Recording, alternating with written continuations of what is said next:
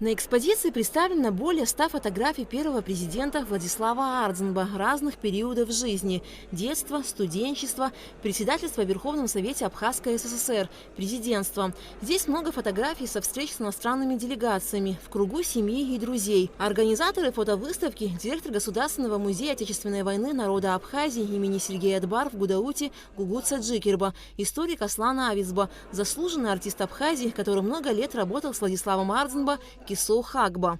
80 работ, это которые мы делали первую выставку с Гугут Саджикирба 15 лет тому назад. Оттуда, это вот все фотографии, которые гуляют по миру, это оттуда. И мы фотоальбом сделали. Вот сейчас Гугут сделал объявление из личных архивов, в основном от бывшего, значит, вице-президента при Владиславе Григорьевиче Валерия Шалыча Аршба.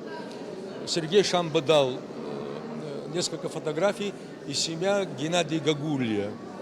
Но все фотографии есть там любительские, есть профессиональные. Но мы решили, независимо от качества, поработать с ними и всех выставить и перевести в цифры, чтобы сохранить для будущего поколения. Каждая фотография, каждый миг, где он становится ценным. Ценным, потому что новые фотографии уже у нас не будет. Вы знаете, общение с ним через фотографии еще раз, через чего бы ни было, это наше спасение. Глядя на фотографии, сложно поверить, что более 10 лет уже как нет с нами Владислава Ардзинба. Открытая улыбка, добрый и мудрый взгляд невольно внушают, что наш Владислав все еще с нами. Владислав Ардзинба сочетал в себе качество подлинного интеллигента и в то же время человека скромного, близкого и понятного для каждого.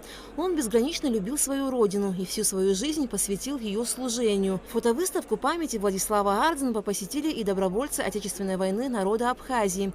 Председатель Союза абхазских добровольцев Республики Северная Осетия Алания Игорь Кокоев говорит, что добровольцы переполняют чувство гордости за Владислава Ардзинба, потому что он был настоящим лидером и патриотом, за которым они следовали. Добровольцы из Сирии, кавалер ордена Леона Нидаль Батердок с 1994 года по 2005 годы работал в личной охране Владислава Ардзинба. Он вспоминает, как Владислав Григорьевич в свободное время ездил в Ишеру и занимался делами по хозяйству. Он со всеми находил общий язык и был на равных.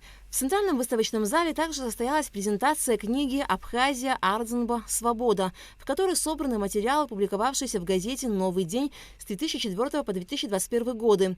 Тексты за авторством Владислава Ардзинба и интервью с ними, публикации разных стилей и жанров первого президента Абхазии. Сборник состоит из двух частей – абхазской и русской.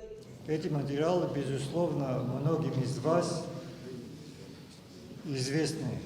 Но они в собранном виде дают более или менее цельное представление о том, что происходило в недавней нашей истории.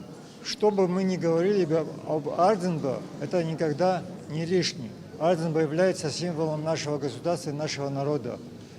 Эти символы надо беречь. Фотовыставка в честь 78-летия первого президента Абхазии Владислава Ардзинба продлится до 20 мая. Алика Трапш, Константин Парулуа, Абхазское телевидение.